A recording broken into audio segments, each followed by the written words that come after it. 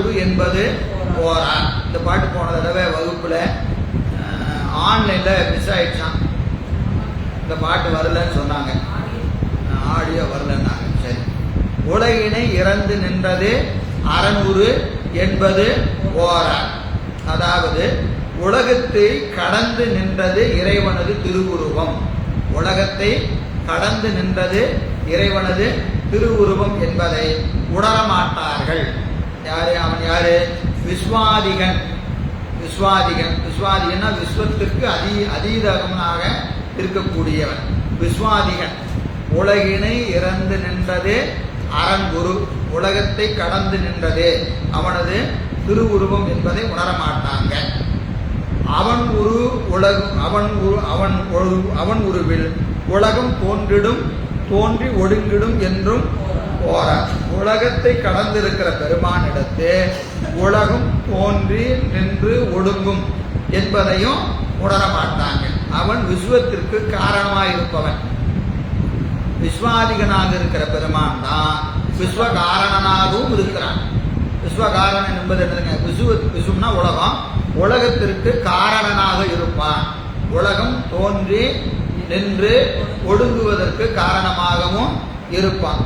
உலகினுக்கு உயிருமாய் நின்றதும் போறான். உலகத்துக்கு உயிராய். எப்படி உடம்புக்கு உயிர் இருக்கா இல்லையா? உடம்புக்குள்ள உயிர் இருந்து என்ன செய்யுது? உடம்ப இயக்குது, உடம்ப இயக்குது. அது போல உலகத்தை உடம்புன்னு வச்சுக்கிட்டீங்கன்னா அதுக்குள்ள ஒரு உயிர் இருக்கிறது. அது யாரு? பெருமான்.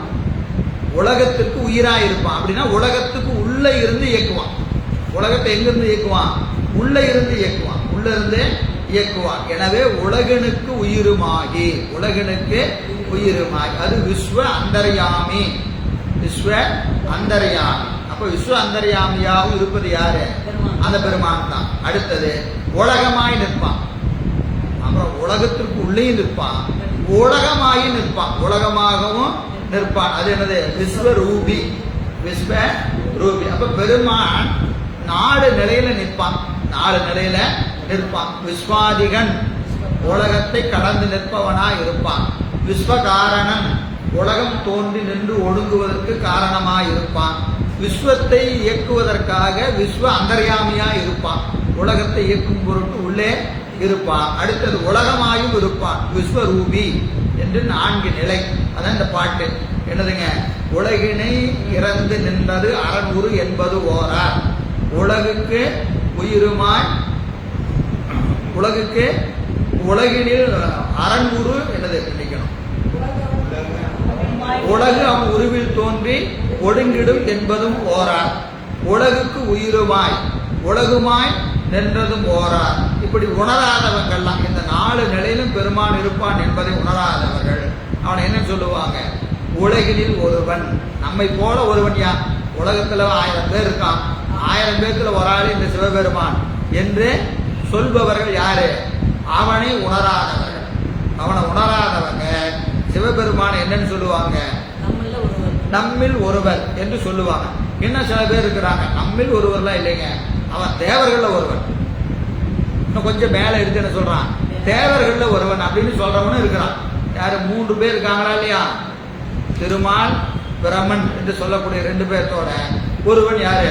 இந்த உருத்திரன் என்று தேவர்களில் ஒருவன் என்று சொல்லக்கூடியவங்களும் இருக்கிறாங்க. அடுத்த பாட்டுல சொல்றாரு, தேவரில் ஒருவன் என்பர் திருவுரு சிவனை.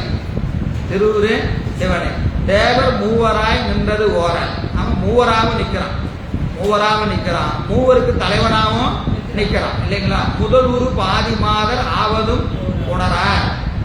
ஆணொரு பெண்ணாக அவன் அர்த்தநாரீஸ்வரனா நிற்பதையும் உணர மாட்டாங்க.